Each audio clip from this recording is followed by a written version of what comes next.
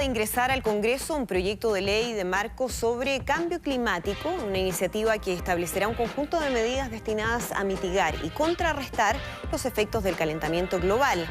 El proyecto crea diversos instrumentos de gestión medioambiental con responsabilidades específicas y objetivos de corto, mediano y largo plazo, siendo uno de ellos la meta de carbono neutralidad para el año 2050.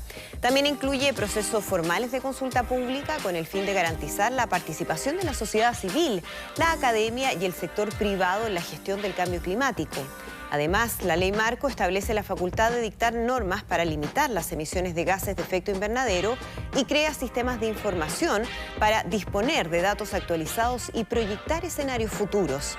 Entre los principios inspiradores de esta iniciativa destaca el de la ciencia como orientador de la toma de decisiones y la noción de la emergencia climática como un problema de Estado, cuyas políticas trascienden los gobiernos de turno. Los alcances de la norma los discutimos hoy en Mundo Plus Vanguardia. Bienvenido. Una nueva ley que establece un marco jurídico para todas las acciones relacionadas con la lucha contra el cambio climático fue enviada al Congreso la semana pasada. Allí se establecen distintas metas como carbono neutralidad para el año 2050 e instrumentos para darle seguimiento a los distintos objetivos. También se incluye la facultad de limitar las emisiones y un sistema de incentivo para las donaciones ambientales. Bueno, ¿de qué se trata todo esto? Lo vamos a conversar a partir de ahora con Carolina Urmeneta, jefa de la Oficina de Cambio Climático del Ministerio de Medio Ambiente. Carolina, muchísimas gracias por acompañarnos. Gracias, hola Andrea. Primero, llegamos muy tarde a empezar a elaborar una ley marco de cambio climático cuando ya llevamos harto tiempo hablando del tema. Mira, elaborar una ley requiere la interrelación de muchos sectores y lo que hicimos en Chile fue trabajar en eso. Entonces, efectivamente, Chile ha seguido una política de Estado respecto al cambio climático y lo que hicimos durante este año y medio fue configurar eso de manera de tener una gobernanza, una institucionalidad, ¿cierto?, que nos permita trabajar y enfrentar el cambio climático con los instrumentos adecuados que hemos visto en otras leyes de otros países. Claro. Llegamos tarde no porque estamos institucionalizando una ley ya con todo el conocimiento científico que se requiere. Entonces, por ejemplo, nuestra ley tiene la meta de neutralidad al año 2050, que es como nos pide la ciencia.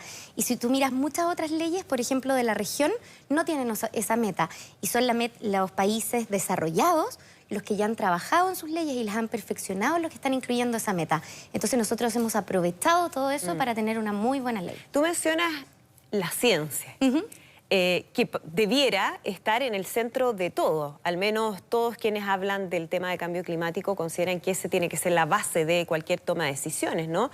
En esta oportunidad se establece como tal, es decir, la ciencia va a ser la base de las políticas públicas, que puede parecer algo bastante obvio, pero que es necesario incorporarlo a una ley como esta. Es muy necesario y lo que se está haciendo en Chile es que primero estamos estableciendo metas que tienen relación con lo que nos pide la ciencia, qué es lo que nos pide la ciencia, y además estamos proponiendo un comité científico, que es un comité que va a estar integrado por las distintas ciencias, porque también la ciencia tiene que ponerse de acuerdo.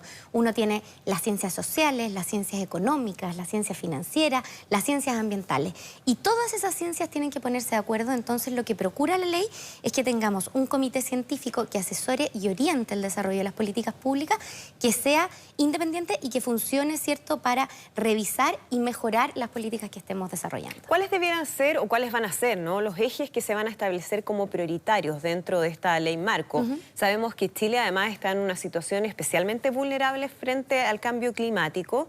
Tiene varios ahí de los factores que se consideran a la hora de hacer esa evaluación, lamentablemente. Por lo tanto, para nosotros es una prioridad, debería ser una urgencia.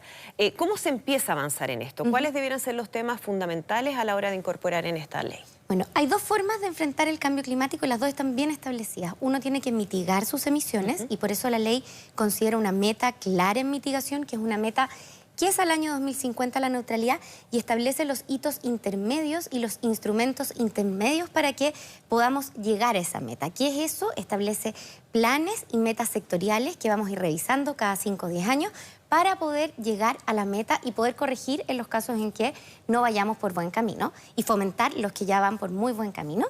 Y también la otra forma de enfrentar el cambio climático es la adaptación.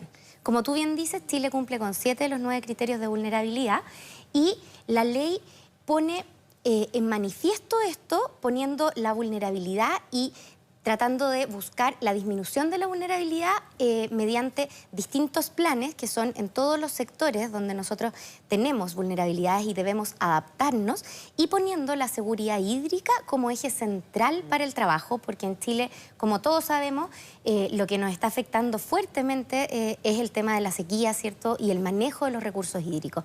Entonces ahí especialmente pone un instrumento establecido por obligación, por ley, que son los planes estratégicos de cuenca para las 101 cuencas del país.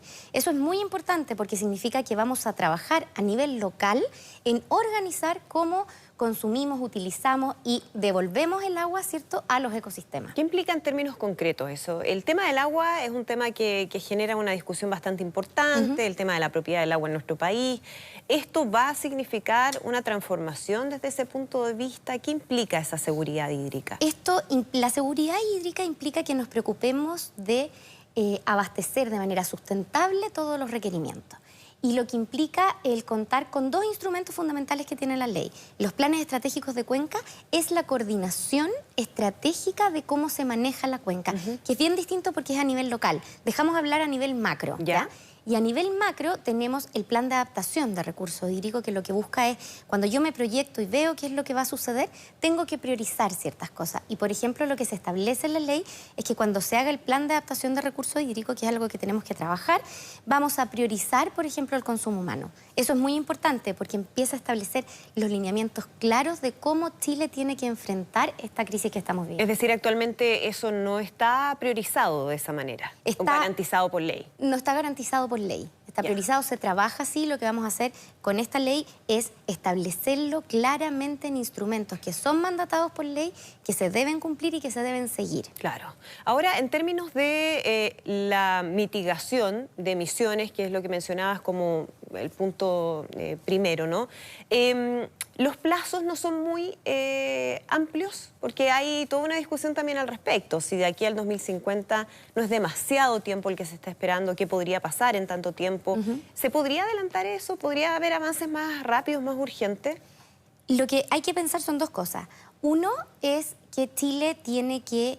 Esto es una transición al desarrollo sustentable y por lo tanto es un proceso de cambio donde tenemos que cambiar muchas cosas. La neutralidad es lo que nos pide la ciencia para evitar que la temperatura aumente 1,5 a 2 grados a finales de siglo y por lo tanto Chile se está comprometiendo con eso y la ley, además de poner eso, pone las metas y los instrumentos intermedios de manera establecida legalmente para que tengamos que revisarlos y tengamos que ver cómo vamos. En ese contexto tenemos, por ejemplo, nuestra contribución determinada a nivel nacional, que es la NDC, que presentamos en la COP, ¿cierto? Que establece nuestra meta al 2030. Esa es una meta ambiciosa, mucho más transparente y es una meta intermedia en el camino a la neutralidad. Es muy importante tener una meta de largo plazo, es lo que te pide el Acuerdo de París, porque tú vas trabajando en el corto y en el mediano plazo, tomando medidas, pero si no sabes a dónde quieres llegar, nunca vas a tener desarrollado, ¿cierto?, el camino y la transición para poder lograr el objetivo final. Claro, ahora pensando en ese gran objetivo a largo plazo y también los que son a corto y mediano plazo, ¿cuáles son las transformaciones que se están haciendo ya en lo concreto? Estoy pensando qué pasa con la industria, quiénes son todos los involucrados finalmente en esta situación. ¿Se van a ver inmediatamente obligados a hacer esas transformaciones? ¿De qué manera se trabaja con ello? Ya es una muy buena pregunta. La ley es una ley bien transversal. ¿Y por qué decimos eso? Es una ley que está firmada por 15 ministerios, ¿ya? Y estos 15 ministerios tienen distintas obligaciones en la ley. Respecto a mitigación, tenemos 7 sectores que van a tener que tener metas sectoriales que vamos a ir revisando cada 5 años. ¿Qué significa eso? Por ejemplo, el cierre de las centrales a carbón, el aumento de las energías renovables, la implementación de eficiencia energética, tanto en los hogares como también en la industria, la electrificación del transporte, el desarrollo de viviendas, por ejemplo, que sean sustentables, que estén protegidas de manera que usemos menos calefacción, etc. Esas son medidas que se van haciendo a nivel sectorial y la gracia es que uno al tener metas va obligando, ¿cierto?, a que los sectores tomen esas medidas para poder cumplir las metas. Entonces, nosotros lo que estamos haciendo es de una manera transversal, hacer que cada sector productivo, vivienda, etcétera, tomen medidas para poder lograr sus metas. Pero con obligatoriedad, no es voluntario. Las metas pasan a ser obligatorias porque se establecen, la ley establece por obligatoriedad tener metas. Ya, ¿okay? Por lo tanto, sí, obligadamente van a tener que hacer esas transformaciones. Obligadamente van a tener que llegar a sus metas y si no van a tener que justificarlo. Esto es un seguimiento que va a hacer el Consejo de Ministros para la Sustentabilidad y Cambio Climático, que es un órgano transversal que va a establecer las metas en esta estrategia de largo plazo y que le va a hacer seguimiento. Nosotros cada 4 años vamos a tener un reporte de cómo vamos avanzando con esas metas y qué son las recomendaciones para poder alcanzarlas en caso de que no vayan bien encaminadas. En términos de los objetivos de mitigación y de adaptabilidad, eso requiere una serie de transformaciones que implican también inversión, necesita financiamiento. ¿Cómo se trabaja con eso? La ley tiene un informe financiero que es público y que está en la página del Senado, donde está también la ley y el mensaje, que lo que busca es dar financiamiento para desarrollar los instrumentos. Uno, con los instrumentos de política pública, lo que tiene que buscar lograr es que se produzcan esas transformaciones en la inversión. Entonces, esa es la lógica de la ley. Yo desarrollo los instrumentos para fomentar las cosas que quiero. Lo importante es que la ley dé los lineamientos claros para que esas inversiones se realicen bien. Y por eso es tan importante tener una ley, porque con eso se le da certeza, ¿cierto?, a la inversión de que ese es el camino que va a seguir Chile. Y el camino que quiere seguir Chile y que está plasmado en esta ley es una transición al desarrollo sustentable. No queremos más solo un desarrollo económico. Queremos un desarrollo que sea social y que sea ambientalmente Porque además desde el punto de vista económico a largo plazo también es más favorable, ¿no? Eso es una muy buena noticia. Todas las evaluaciones muestran que el camino a la carbono neutralidad es efectivamente costo efectivo. Claro. Y por lo tanto es una muy buena noticia. O sea, desde cualquier mirada, porque antes se hacía esta como dicotomía entre economía o desarrollo sustentable o protección del medio ambiente, y la verdad es que son cosas que van absolutamente de la mano. No puede ser una cosa sin la otra. No puede ser una sin la otra y además no es posible que sigamos desarrollando inversiones que no sean sustentables. Esas inversiones no van a perdurar en el tiempo. Por lo tanto, el tema del financiamiento no debiera ser en ningún caso un obstáculo para avanzar en desarrollo sustentable. No debiera ser. Lo que es importante es que esté clara la voluntad para verlo y entenderlo. Porque muchas veces, y por eso es tan importante contar una ley y contar con el apoyo al más alto nivel político. Esto es algo que el presidente ha dicho, lo dijo desde su primera cuenta pública. El cambio climático es uno de los desafíos más importantes del país y cuando uno tiene claridad en eso, las evaluaciones cambian también, porque muchas veces las evaluaciones las hacen personas y están acostumbradas a hacerlas de cierta forma donde no meten otras variables. Cuando tú metes otras variables y haces una evaluación integral, te das cuenta del gran beneficio que tiene considerar el desarrollo sustentable. Carolina, ¿cómo incorporamos en esto la participación de la ciudadanía? Porque hasta ahora hemos hablado de políticas públicas, del mundo privado, pero ¿qué pasa con la ciudadanía? ¿Cómo se involucra también en esto que los afecta y los va a afectar directamente? En eso la ley hace algo que nos tiene muy contentos. Nosotros en el Ministerio de Medio Ambiente, para nuestras normas y reglamentos, hacemos participación ciudadana. Y hacemos para todo, eso lo hacemos por ley, pero hacemos además para todos los procesos porque estamos convencidos de que lo más importante es contar con la participación de la ciudadanía. Y así fue con la ley, que nosotros hicimos de manera voluntaria, ¿cierto? No porque estaba establecido por ley, una participación temprana y luego con el anteproyecto. Y el proyecto de ley mejoró mucho. Se le dio este carácter local, se relevó mucho más la adaptación.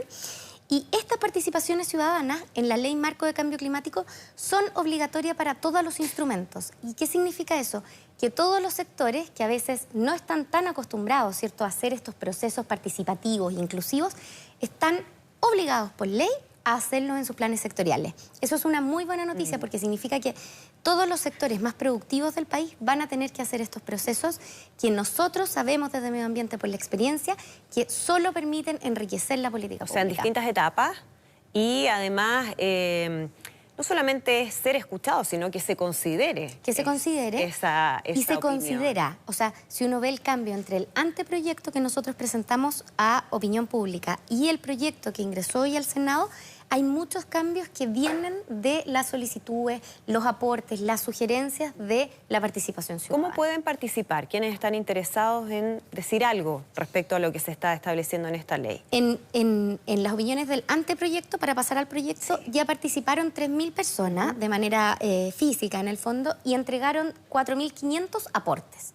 Esos aportes nosotros los revisamos y contestamos cada uno. Eso se va a hacer público prontamente porque en el fondo se hace público una vez que el proyecto ya es definitivo para poder decir efectivamente su comentario se consideró y se consideró de esta manera.